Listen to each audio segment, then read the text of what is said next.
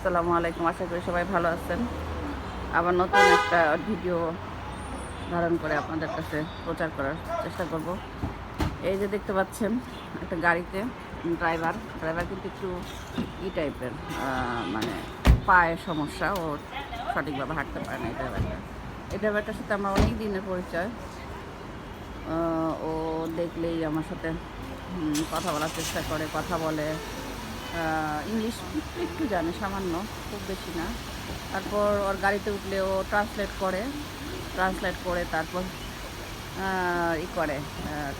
দেখায় যে এরকম ও এটা বলতেছে নো মানি নো ওয়াইফ। হ্যাঁ, ওর ওয়াইফ নাই, টাকা নাই, এর জন্য ওর ওয়াইফ নাই। তারপর ওর একটা মেয়ে আছে, মেয়েটা মেয়েটা দাদির কাছে থাকে। মেয়েটাকে প্রতি মাসে মাসে টাকা দিতে হয়। তো ওর মানে সবসময় কাজ নিয়ে থাকতে হয়। এগুলো আর কি শেয়ার করে, জীবনের সংগ্রামের কথা আর কি শেয়ার করে। মাঝে মাঝে ওর ট্যাক্সিতে উঠি আমি, মাঝে মাঝে উঠি এয়ারপোর্টে যাওয়া বা কোনো মার্কেটে, যদি যেমন গাড়ির ডেকোরেশনের জন্য আমি মার্কেট খুঁজছিলাম যে কোথায় আমার গাড়িটা হলো সিএচআর, তো ওটা ডেকোরেশনের পাওয়া যায়, সুন্দর বের হয়েছে, লাইটিং ডেকোরেশন। এর জন্য ওকে নিয়ে সার্চ করতে গেছিলাম। মেনলি কি ইংলিশটা একেবারে বুঝে না, সমস্যা। যাই হোক, এখান থেকে সাহস করে আর কিনি নেই। যদি ওখানে যে বিক্রি করে যারা, যে প্রতিষ্ঠান, বললো যে যদি না ম্যাচ হয় তাহলে তো আর একটা সমস্যা। অ্যাকচুয়ালি না ম্যাচ হওয়ার কিছু ছিল না, তারপরেও ভাবলাম যে থাক, বাংলাদেশ থেকে এখান থেকে কিনলে খুব বেশি ডিফারেন্স না, খামোকা এগুলো টাইনি নেওয়াটা ভেজাল। নষ্ট হলে তো কমপ্লেন করার কোনো ওয়ে নাই। মানুষ মনে করে যে এখান থেকে কিনলে, এখানে তো লোকাল মার্কেট থেকে কেনা হয়, লোকাল মার্কেটে কি আর এত দাম কম হয়? পাইকারি তো না। আপনি যখন কোনো কিছু 5 কার্টুনও না, একজনের কাছ থেকে বিভিন্ন আইটেম মিলিয়ে 10 কার্টুন করে কিনেন, তখন একটা প্রাইস, আর হচ্ছে যে এক পিস কেনা একটা প্রাইস, অনেক ডিফারেন্স আছে। পাইকারি বিক্রেতাও এক পিস বিক্রি করলে সে সেই পাইকারি দামে বিক্রি করবে না। যাই হোক, এখানে চায়না থেকে মনে করে যে সবাই খুব সস্তা পাওয়া যায়, ঠিক আছে, 2-4টা জিনিস নিয়ে আসলে মনে হয় অনেক অনেক কম দাম বোধ হয়। অ্যাকচুয়ালি তা না, বরঞ্চ খুচরা কিনলে আমি বাংলাদেশে যেটার দাম 500 টাকা দিয়ে পাওয়া যায়, এখান থেকে কিনলে আমার ওই 450 টাকা, খুচরা কিনলে ও 450 টাকার মতোই পড়ে, 450 বা 480 কাছাকাছি পড়ে। বা খুচরা কিনলে এরপরে কিন্তু মানে ফ্রেইট একটা খরচ, মানে হ্যান্ড ক্যারি করে নিয়ে গেলে কিন্তু একটা খরচ। যেমন একটা মোবাইলের কথাই বলি, আমরা যে মোবাইল এখানে 1 লাখ টাকা পাই, 1 লাখ বাংলাদেশে ওইটা 1,20,000। হ্যাঁ, এগুলো কিন্তু বেনিফিট আছে। বাংলাদেশে কিনলে হয় কি, ওয়ারেন্টি পাওয়া যায়, কোনো একটা সমস্যা হলে করা যায়, এই বিষয়গুলো থাকে যদি অরিজিনালটা আর কি কেনা যায়। কপি থাকার ভয় থাকলে তো আসলে হয় না, এই জন্য খুব একটা ডিফারেন্স হয় না।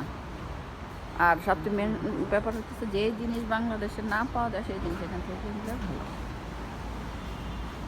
আচ্ছা, তারপর আর কি বলবো, সব কিছু মিলিয়ে দেখালাম আজকে সকালটা যতটুকু। ওই যে একটা গাড়ি, মনে হয় হোটেলের কোনো গাড়ি, এই বাস অপেক্ষা করতেছে, হয়তো বিভিন্ন গেস্টদেরকে নিয়ে তারা হয়তো কোনো ট্যুরে যাবে বা একটু থাকে, প্যাকেজ থাকে। আমি তো একজন ব্যবসায়ী, যার ফলে আমার এই জিনিসগুলো কখন করা হয়নি, ঘোরা ফেরা কিছুই হয় নাই কখনো।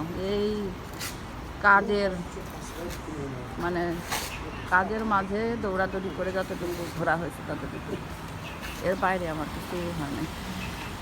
আচ্ছা, এই যে এখানে টেবিল নিয়ে বসে থাকে যারা, এরা হচ্ছে যে ডলার বিক্রি করে, সিম বিক্রি করে, এইগুলো।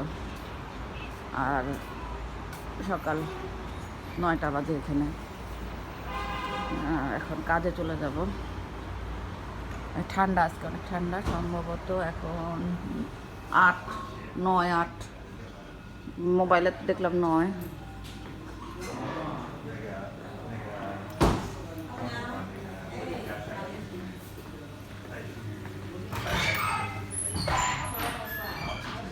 এই বস্তাগুলো হয়তো কারো পার্সেল, কোনো ব্যক্তি মানে ব্যবসায়ীর পার্সেলটা আসছে।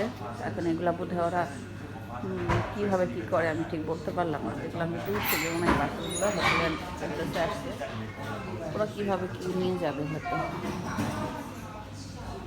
কীভাবে নেয়। এটা হচ্ছে আপনার যত পার্সেল আসে কুরিয়ার আইটেম, এ দেখেন ও ওর মতো ডেলিভারি দিয়ে এসে ও ঠিক ওর জায়গায় চলে যাবে একা একা। ওর ডেলিভারি শেষ দিয়ে আসছে উপর থেকে, এই এখন ও একবার জায়গার মতো গিয়ে ও চার্জ হবে, জায়গার মতো চার্জ হচ্ছে। ঠিক আছে, ধন্যবাদ। আমি এখন উপরে যাব। ধন্যবাদ। আমি উপরে যাব, মার্কেটে যাব কাজে। আপনারা আমাকে সাবস্ক্রাইব করবেন, আমাকে আমার ভিডিওটা শেয়ার করে দেবেন। ধন্যবাদ।